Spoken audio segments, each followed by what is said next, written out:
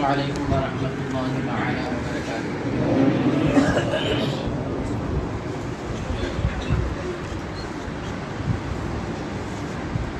الحمدللہ نحمده ونصلی ونسلم علی رسولہ وحبیبہ الکریم، اما بعد فاعوذ باللہ من الشیطان الرجیم، بسم اللہ الرحمن الرحیم۔ یا ایھا الذین آمنوا ادخلوا فی السلم کافۃ، صدق اللہ مولانا العظیم وصدق رسولہ النبی الامین الکریم، ونحن علی ذلک لمن الشاہدین والشاکرین، والحمد للہ رب العالمین۔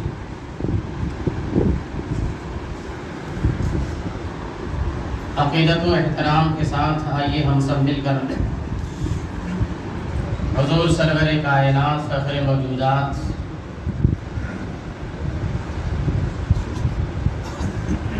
رحمت عالم نور مجسم جناب احمد مجتبی روح فدا محمد مصطفیٰ صلی اللہ تعالی علیہ وسلم کی بارگاہ رحمت میں درود و سلام کی نظریں پیش کریں۔ اللهم صل على سيدنا وشفيعنا ونبينا وحبيبنا وطبيب قلوبنا وشفاء صدورنا ومولانا محمد معدل الجود والكرم وعلى آله الكرام وابنه الصليب الغوث العظم الجيلاني وبارك وسلم۔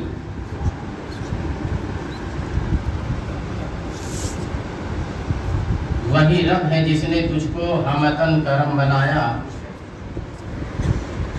ہمیں بھیک مانگنے کو تیرا آستہ بتایا، تجھے حمد ہے خدایا، تجھے حمد ہے خدایا۔ معزز مصلیان کرام،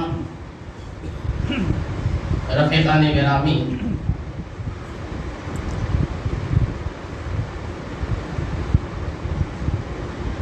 ہم سب اللہ تبارک و تعالی کے بندے ہیں، اور خدائے ذوالجلال جہاں ہمارا خالق ہے وہیں ہمارا مالک بھی ہے۔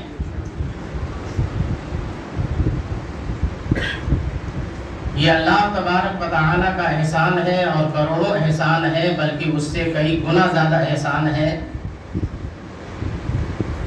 کہ رب تبارک و تعالی نے اپنے 18,000 مخلوقات میں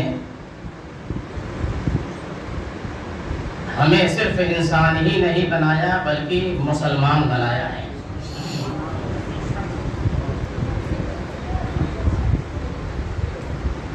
مسلمان کا مطلب کیا ہوتا ہے؟ اسلام کا مطلب کیا ہوتا ہے؟ بزرگوں نے فرمایا ہے کہ اسلام کا مطلب یہ ہے گردن نہادن بطاعت، یعنی اللہ اور اس کے رسول کی فرما برداری اور ان کی اطاعت میں گردن کو جھکا دینا، اس کا نام اسلام ہے۔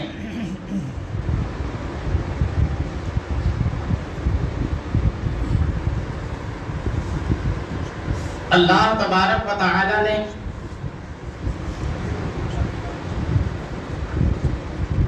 ہمیں پورے طور پر نہ تو عبادت و ریاضت کے لیے جکڑ دیا ہے کہ ہم دوسرے کام اپنی زندگی کے نہیں کر سکتے، اور نہ ہی رب تبارک و تعالی نے ہمیں بالکل آزاد بنا دیا ہے کہ ہماری مرضی میں جو آئے وہ کریں۔ اللہ تبارک و تعالی نے عبادتوں کا مکلف بنایا، مگر اس اعتبار سے کہ الدین یسر، دین آسان ہے۔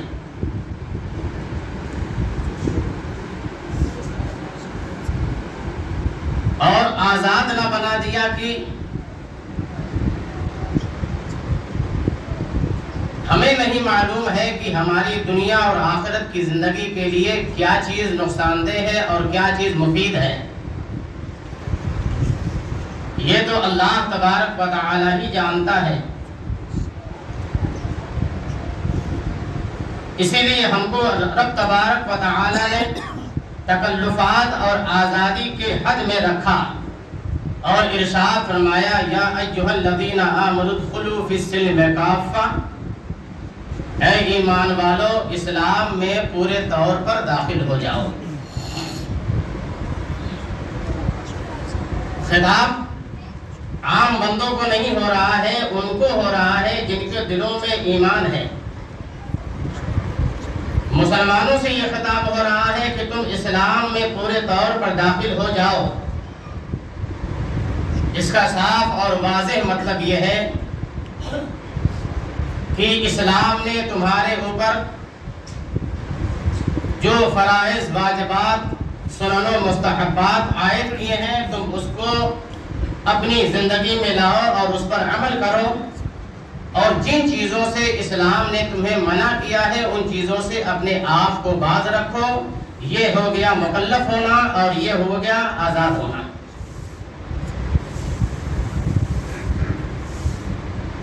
تو جب ہم مسلمان ہیں، اور مسلمان کا مطلب یہ ہوتا ہے کہ اسلامی قانون اور اللہ و رسول کے فرمان کے سامنے اپنے آپ کو، اپنی گردن کو جھکانا۔ اس لیے اب کسی بھی دین کے معاملے میں جہاں اللہ و رسول کا واضح فرمان ہمارے سامنے موجود ہے، مسلمان اس کی خلاف ورزی نہیں کر سکتا ہے۔ مسلمان اس سے ہٹ کر کے عمل کرنا تو بات کی بات ہے، اس کے بارے میں سوچ بھی نہیں سکتا ہے۔ اور کیوں سوچے؟ اس لیے کہ مسلمان خود اپنی جان کا اتنا مالک نہیں ہے جتنے کہ مالک رسول اکرم صلی اللہ تعالی علیہ وسلم ہے۔ قرآن میں رب قدیر جل جلالہ عم نوالہ نے ارشاد فرمایا النبی اولیٰ بالمؤمنین من انفسہم، نبی مسلمانوں کی جان سے بھی زیادہ ان کا مالک ہے۔ تو نبی جب ہماری جان سے ہمارے مالک ہیں، ہم اتنے مالک نہیں اپنی جانوں کے جتنے زیادہ نبی کو اختیار ہے، تو پھر اس کے بعد ہمارے نبی کا جو فرمان ہوگا اپنی عبادتوں کے معاملے میں اس پر ہم عمل کریں گے، اپنے معاش کے معاملے میں جو فرمان ہوگا اس پر ہم عمل کریں گے، اپنی زندگی کے گزر اوقات کے معاملے میں جو نبی کا فرمان ہوگا، لایحہ عمل ہوگا، اور جو آپ کا اسوہ حسنہ ہوگا اس پر ہم عمل کریں گے۔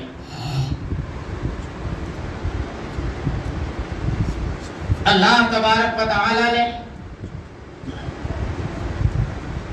ہم کو پیدا کیا، ہمیں مسلمان بنایا، اور ہمارے اوپر اللہ تبارک و تعالی نے کچھ حقوق رکھے ہیں، ان حقوق کی ادائیگی ہمارے اوپر لازم و ضروری ہے۔ ان حقوق میں سے ایک حق یہ بھی ہے کہ قرآن عظیم میں اللہ تبارک و تعالی نے ارشاد فرمایا قُلْ لِلْمُؤْمِنِينَ يَغُضُّوا مِنْ أَبْصَارِهِمْ وَيَحْفَظُوا فُرُوجَهُمْ ذَلِكَ أَزْكَىٰ لَهُمْ۔ اے نبی مکرم صلی اللہ علیہ وسلم، آپ مسلمان مردوں سے کہہ دیں یغضوا من ابصارہم، وہ اپنی نگاہوں کو جھکا کے چلیں، اپنی نگاہوں کو جھکا کے وہ چلیں، وَيَحْفَظُوا فُرُوجَهُمْ، اور اپنی شرمگاہوں کی وہ حفاظت کریں، ذَلِكَ أَزْكَىٰ لَهُمْ، یہ ان کے لیے بہت مبارک اور پاک ستھرا قانون ہے، ان میں ان کے لیے بھلائی اور بہتری ہے۔ ان اللہ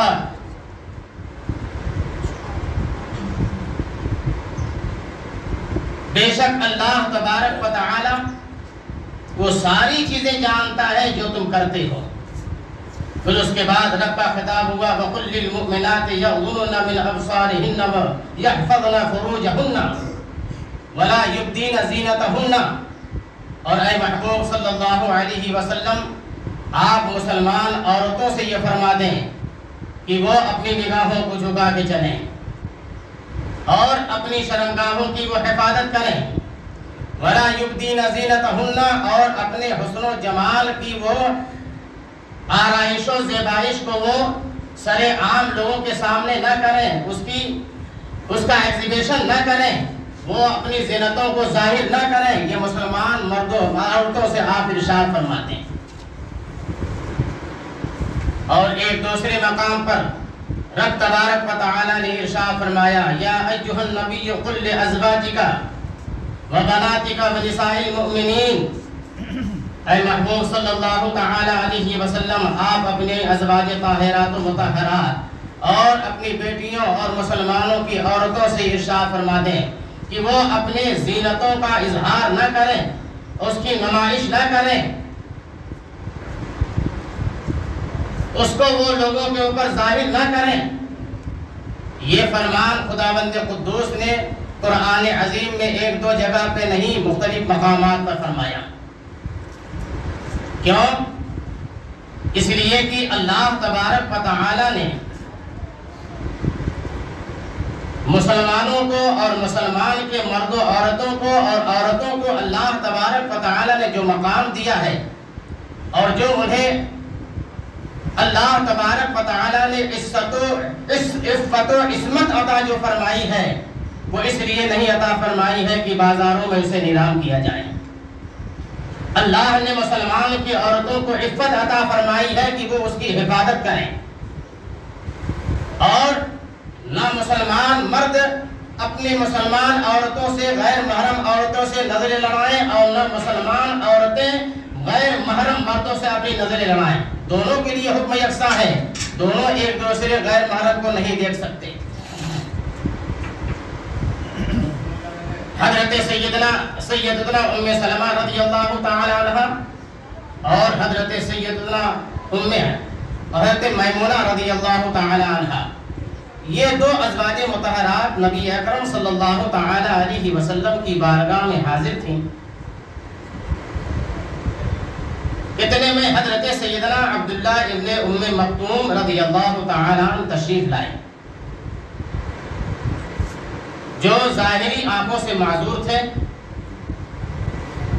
وہ تشریف لائے تو رسول اکرم صلی اللہ تعالی علیہ وسلم نے ان دونوں ازواج مطہرات سے ارشاد فرمایا کہ تم لوگ پردہ کرو۔ تو حضرت میمونہ اور حضرت ام سلمہ، ان دونوں ازواج مطہرات نے عرض کیا، رسول اللہ وہ تو نابینا ہیں۔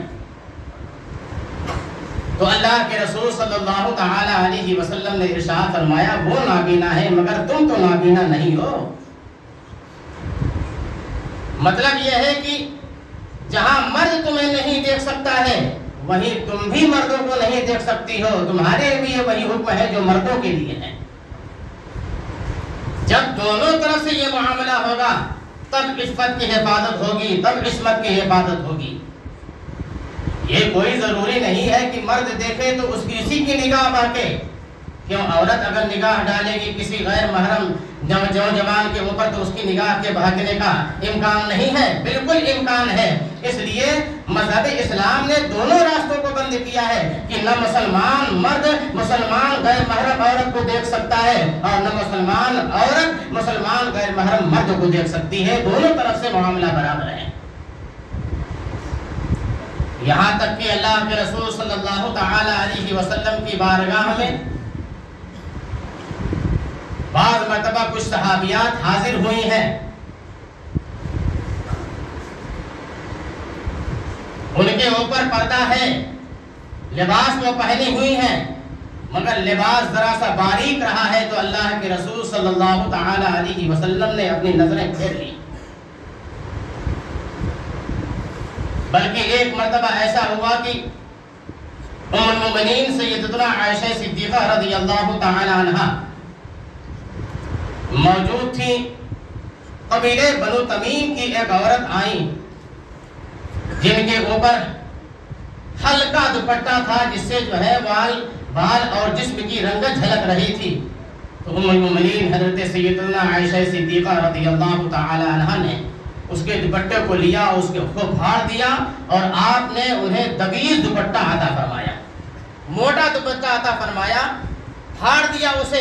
یعنی اتنا سخت حکم ہے کہ مسلمان عورتوں اور مسلمان ماؤں اور بہنوں کا معاملہ یہ ہے کہ یہ اپنے زینت کی دکھاوٹ، اپنی زینت کو اظہار کر سکتی ہیں، اس کا اظہار کر سکتی ہے تو اپنے شوہروں کے سامنے، جن کے لیے اللہ تبارک و تعالیٰ اس کے رسول نے اجازت عطا فرمائی ہے زینتیں انہی کو دکھانا ہے، باقی غیر محرم کے سامنے اپنی زینت کا اظہار نہیں کرنا ہے۔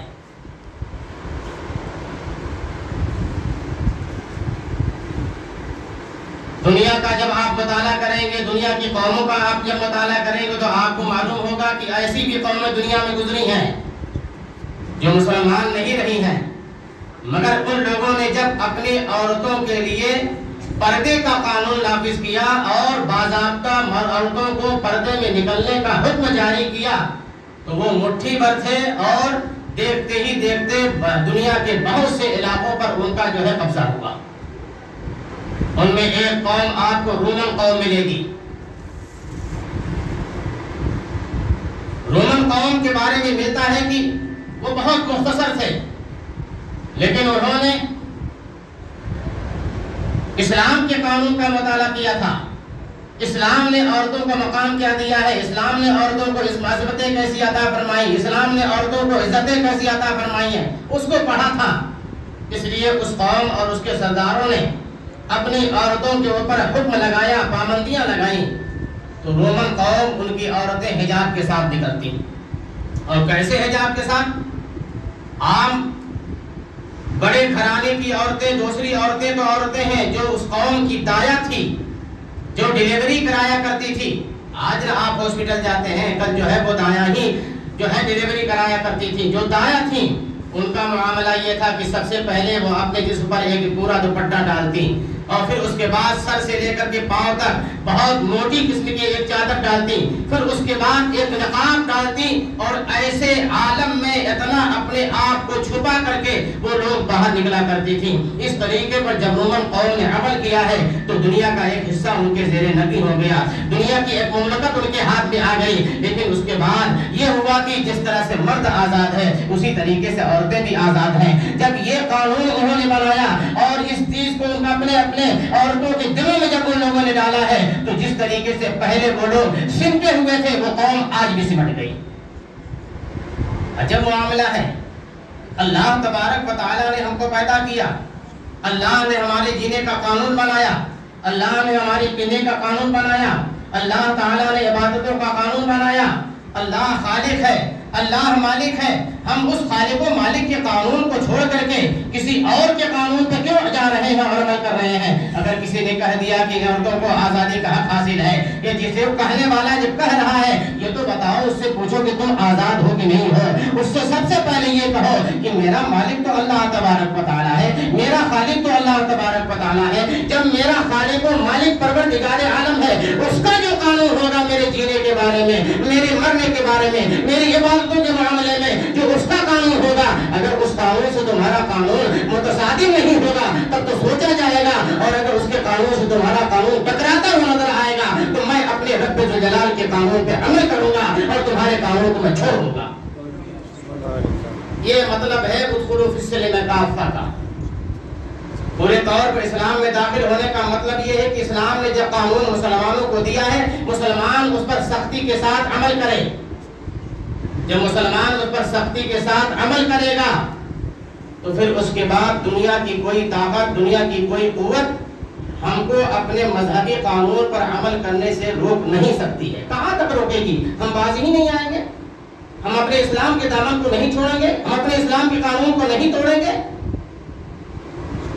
اس لیے مسلمانوں اپنے اندر جذبہ عمل پیدا کرو، اسلام جو قانون دیتا ہے اس قانون پہ عمل کرو، اور اس کے بارے میں پوچھو، کم از کم اپنے گھر کی پرانی عورتوں سے ان کے دور کی باتیں، ان سے اور ان کے پہلے کی باتیں آپ سنو تو آپ کو معلوم ہوگا کہ ہمارے ہی خاندان میں، ہمارے ہی گھر میں جو بڑی بوڑھی عورتیں آج بھی ہیں، ان کے پردے کا معاملہ، اور جو نئی عورتیں، نئے نویلی دلہن جو ہیں ان کے پردے کا معاملہ زمین آسمان کا فرق ہے۔ لیکن جب آپ پیچھے چلے جاتے جائیں گے تو آپ کو معلوم ہوگا کہ عورتوں نے پردے کا زبردست اہتمام کر رکھا تھا، اس لیے کل کوئی ان کو اوپر انگلی نہیں اٹھا سکا۔ اور آج جب ہم نے اپنے پردے کو تار کیا ہے تو آج ہر ایک کی نگاہ ہمارے قانون پر اڑ رہی ہے اور ہماری معاشرت پر اڑ رہی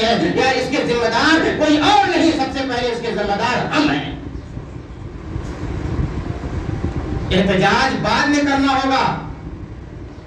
احتجاج کی صورت ہی کیوں آئے؟ اگر ہم اپنے مذہب پہ عمل کریں، قانون پہ عمل کریں تو کیوں احتجاج کے لیے نکلنا پڑے گا؟ جیسا کرو گے پاؤ گے ویسا، یہ قانون قدرت ہے. جیسا کرو گے پاؤ گے ویسا، یہ قانون قدرت ہے. اپنی تباہی دیکھ کے تم کو اب کیسی حیرانی ہے؟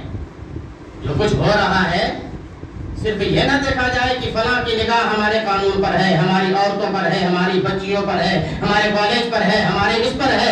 یہ بھی تو دیکھو کہ ہم نے کتنا اسلام کا قانون توڑا ہے، کتنے نبی کی نافرمانی کی ہے، کتنے بزرگوں کے خلاف ہم نے زبانیں کھولی ہیں. ذرا یہ بھی تو غور کریں. ہماری دور کی عورتیں اور اس سے پہلے کی عورتوں کا معاملہ، میں آپ کو ایک مثال دیتا ہوں جو ہمارا دیکھا ہوا ماحول ہے، اس کی مثال دیتا ہوں. خلیفہ سیدنا اعلی حضرت حضور صدر الشریعہ بدر الطریقہ رضی اللہ تعالی عنہ کی اہلیہ محترمہ، حضور محدث کبیر مدد اللہ العالی کی والدہ ماجدہ، اللہ تبارک و تعالی نے انہیں لمبی عمر عطا فرمائی تھی. 1993 میں ان کا انتقال ہوا ہے اور حضور صدر الشریعہ کا 1948 میں انتقال ہوا ہے. اتنا لمبا عرصہ حضور صدر الشریعہ علیہ رحمۃ الرضوان کی اہلیہ محترمہ کا معاملہ یہ تھا کہ اسی گھوسی میں اگر آپ کو کہیں بھی دوسرے رشتہ دار کے وہاں یا کسی ڈاکٹر کے وہاں یا کسی کی تیمارداری مزاج کرسی میں یا کسی کی شادی میں جانا اگر ہوتا تو ان کے لیے رکشہ بلایا جاتا. رکشے پر پہلے چادر باندھی جاتی تھی. وہ تو مکمل طور پر حجاب میں ہوا ہی کرتی تھی، لیکن مکمل طور پر حجاب میں ہونے کے باوجود رکشے کو پورے طور پر چادر سے باندھ دیا جاتا، ڈرائیور کا حصہ چھوڑ کر کے. اب اس کے بعد جب چادر بچ جایا کرتی اور دروازے کے بالکل سامنے رکشہ لگتا، وہاں سے آپ رکشے پر سوار ہوتی اور با پردہ وہ جاتی، تشریف لے جاتی اور جہاں بھی جانا ہوتا، جب واپس ہونا ہوتا تو یہی معاملہ ہوتا. یعنی جب ان کو باہر نکلنے کی ضرورت پڑی ہے تو صرف کبھی نقاب ہی پر نہیں نکلی ہے، برقع پہن کے صرف نہیں نکلی ہے، بلکہ جب نکلنا ہوا ہے تو اس طریقے سے وہ نکلا کرتی تھی. اب بتاؤ کہ ان کے اندر پردے کے اوپر عمل کرنے کا جذبہ کیسا تھا، اور پھر اس کے بعد ان کی قدریں کیسی لوگوں کے دلوں میں تھیں، ان کی عزتیں لوگوں کے دلوں میں کیسے تھیں. جب ہم عمل کریں گے اس پر تو دوسروں کا دل ہمارے لیے گرویدہ ہوگا، دوسروں کا دل ہمارے اوپر جھکے گا، دوسروں کے اوپر ہمارا روب بیٹھے گا. ارے جب ایک عورت پردے کے ساتھ نکل رہی ہے تو جب وہ نکلی ہے تو مسلمان کو حکم یہ ہے کہ وہ نگاہوں کو جھکائے، اس لیے کہ پردے میں جب وہ عورت ہے تو ہمیں نہیں معلوم ہے کہ وہ ہماری ماں ہے، ہمیں نہیں معلوم ہے کہ وہ ہماری بیٹی ہے، ہمیں نہیں معلوم کہ وہ ہماری بہن ہے، ہمیں نہیں معلوم کہ وہ ہماری پھوپھی ہے، کچھ نہیں. اس لیے غیر کو بھی ہم اپنی ماں سمجھیں گے، غیر کو بھی ہم اپنی بیٹی سمجھیں گے، غیر کو بھی اپنی پھوپھی سمجھیں گے. تو جب آدمی غیر کو بھی اپنی پھوپھی سمجھے گا، غیر کو بھی اپنی ماں سمجھے گا، غیر کو بھی اپنی بیٹی سمجھے گا، پھر اس کے بعد اس کی نگاہوں میں فطور آ سکتا ہے؟ قطعی طور پر نہیں آئے گا. اس سے بہتر نظام اس روئے زمین پر جو مذہب اسلام نے دیا ہے کسی مذہب میں اور کسی فرقے میں اور کہیں نہیں ہے روئے زمین پر جو نظام مذہب اسلام نے عطا فرمایا ہے. کتنی معمولی سی بات ہے، صرف تھنکنگ، سوچ بدلنا ہے. صرف آپ کو سوچ بدلنا ہے کہ نکلنے والی عورت کے اوپر صرف اس نگاہ سے اگر آپ ڈالیں گے کہ میری ماں جا رہی ہے، اب بتائیے آپ کی وہ ساری نظریں جو خواہشات سے بھی بھری ہوں گی وہ خواہشات چکنا چور ہو جائیں گی. اس لیے کہ کوئی بھی اپنی ماں کے بارے میں غلط خیال نہیں کر سکتا ہے، کوئی بھی اپنے بال کے بارے میں غلط خیال نہیں کر سکتا ہے. اس لیے مسلمانوں اپنی چیزوں کو اپنے سے قریب کرو، اپنی چیزوں سے اپنے آپ کو قریب کرو، اپنے قانون سے اپنے آپ کو قریب کرو، اپنے بزرگوں کی زندگی سے اپنے آپ کو قریب کرو اور اپنے نبی کے فرمان سے اپنے آپ کو قریب کرو. جب تم نبی کے فرمان سے اپنے آپ کو قریب کر لو گے تو الحمدللہ رب العالمین تم اپنے مذہب پر پورے طور پر عمل کرتے رہو گے اور تمہیں کسی طرح کی کوئی رکاوٹ کا سامنا نہیں کرنا پڑے گا. ٹھیک ہے حالات پیدا ہوتے ہیں، لیکن جو اسلام کے قانون کو توڑے گا وہ بھی اپنے وقت ہی پہ مرے گا، اور جو اسلام کے قانون پہ عمل کرے گا وہ بھی اپنے وقت ہی پہ مرے گا. اس لیے اس معاملے میں کوئی سمجھوتا نہیں کرنا. مرنا تو ایک دن ہے، کل من علیہا فان ویبقى وجہ ربک ذو الجلال والاکرام. ہر چیز کو فنا ہو جانا ہے، باقی رہنے والی ذات خدائے ذوالجلال کی ہے. اس لیے کبھی بھی اپنے ایمان اور عقیدے کا سودا مت کرنا اور اپنے مذہبی تعلیمات کو پسے پشت مت ڈالنا. جیو گے اتنے دن چاہے تم کروڑ پتی بن جاؤ، ارب پتی بن جاؤ، جیو گے اتنے ہی دن چاہے تم فقیر رہو گے. ایک دن کا وعدہ کرو گے تب بھی تمہیں پہلے موت نہیں آئے گی، اور 4 دن کا ایڈوانس جمع کرو گے تب بھی تمہیں 4 دن بعد موت نہیں آئے گی. موت اپنے وقت پہ آئے گی. اس لیے جب بھی جانا دنیا سے تو یہ سوچ کر کے اور یہ دل میں خیال کر کے جانا، انہیں جانا انہیں مانا، نہ رکھا غیر سے کام. للہ الحمد، میں دنیا سے مسلمان گیا.